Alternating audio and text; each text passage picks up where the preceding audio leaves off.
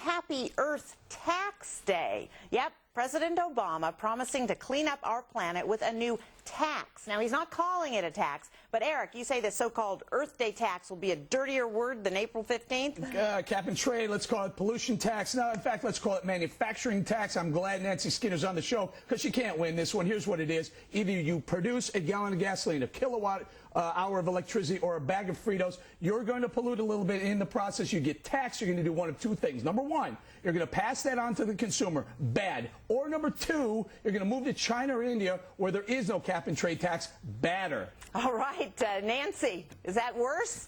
No, this is free market nirvana. It's taking all the powers of the market to find those technologies, to incentivize green technologies. It gives companies plenty of time to really put profit in inventing those technologies. We did it back with the Clean Air Act, and it worked brilliantly. And it's not a government control and command kind of thing. It's free market, it's profit, it's green jobs, it's perfect. Oh, so Toby, you must really like it then.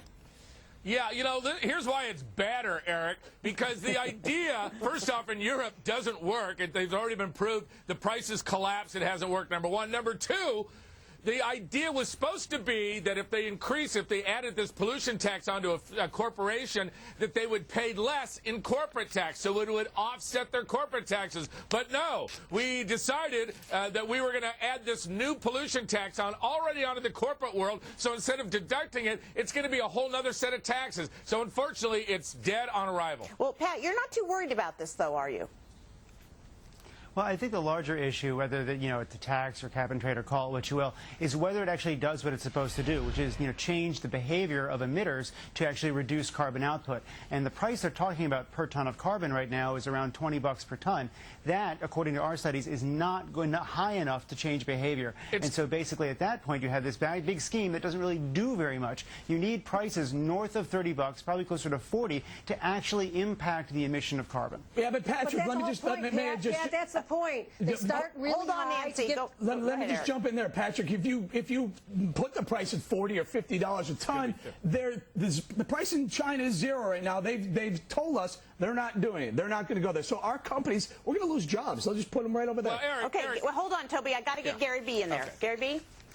Well, I think Pat's right. The price is going to start out low, and then the government will realize they're not affecting behavior as much as they want, and then they'll jack up prices even more.